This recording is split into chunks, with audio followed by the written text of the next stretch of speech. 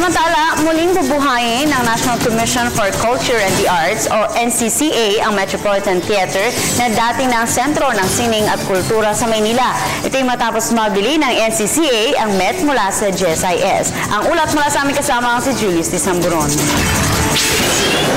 Nabili na ng National Commission for Culture and the Arts ang Metropolitan Theater na dating naging sentro ng sining at kultura sa Maynila.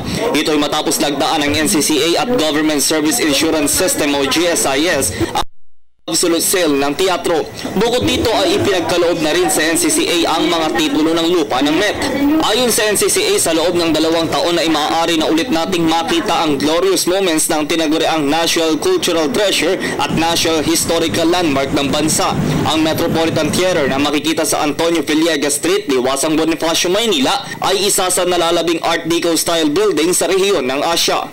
We hope that it will become a complement to the CCP. Kasi CCP is very more high-end. It will be the people's theater. It's very accessible to the people. And there, we might put up an institute for the arts. And it can be used by the schools around. Nabili ito ng NCCA sa halagang 270 million pesos na mula sa kanilang National Endowment Fund. Umaasa ang GSIS na mas mapapaganda at maisa sa ayos ang Met matapos ang paglilipat ng pangangasiwa nito.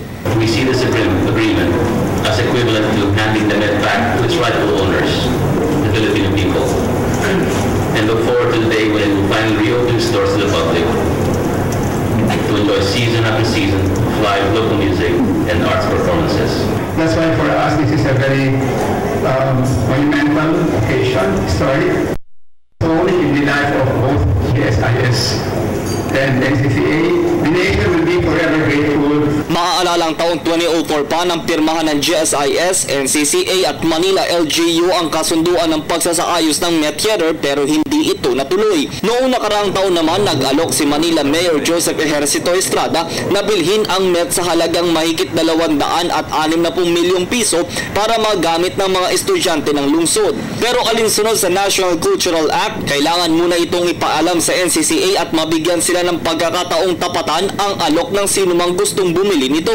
Kumpiyansa ang NCCA na magsisilbing daan na ito para sa ng ilang bahagi ng teatro at maibalik ang dating ganda ng tahanan ng mga opera, sarsuela at Manila Symphony. Ang Metropolitan Theater ang kauna-unahang National Theater ng Pilipinas na binuksan sa publiko noong 1931. Para sa Telebisyon ng Bayan, ako si Julius de Samburon.